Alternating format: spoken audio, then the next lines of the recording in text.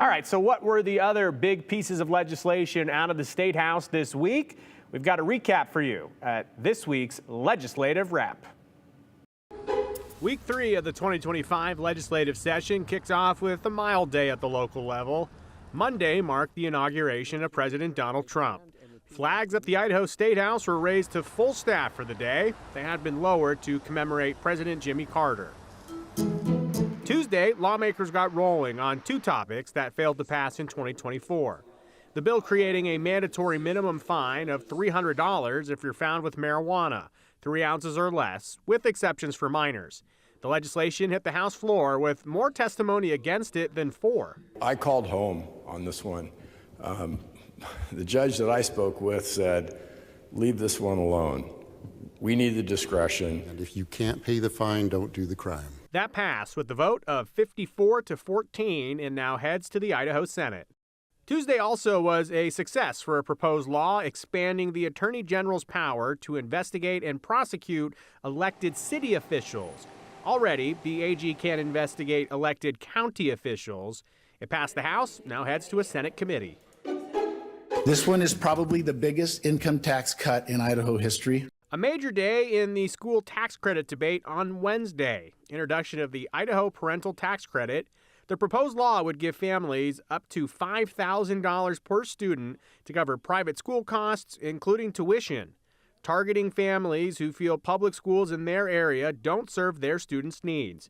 For students with disabilities, that amount would go up to $7,500. This is a different approach, an innovative approach that allows children and teachers, candidly, flexibility to teach in ways that meet the personalized needs of each and every child.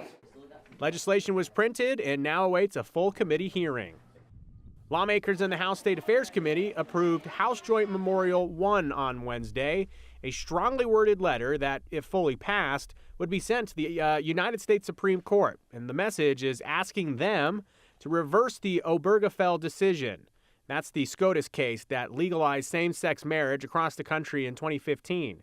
The sponsor says it goes beyond that. About upholding federalism and a state's rights to make our own decisions.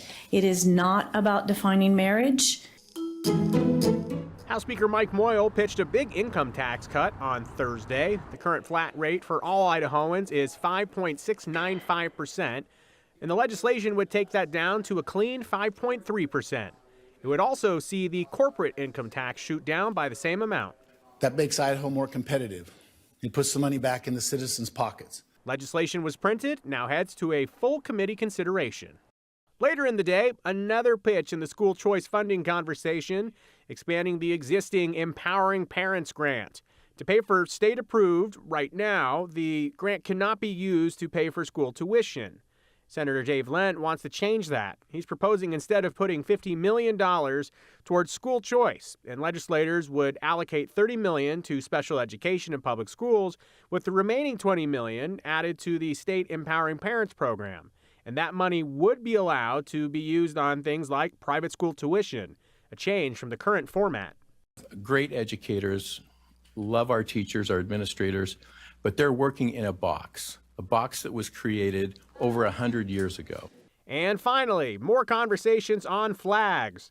A new flag bill was introduced by Representative Heather Scott on Thursday to put parameters on what flags can fly on state, county, or city buildings. Only the flag of the United States, state of Idaho, military, and tribal flags. And that's a legislative wrap.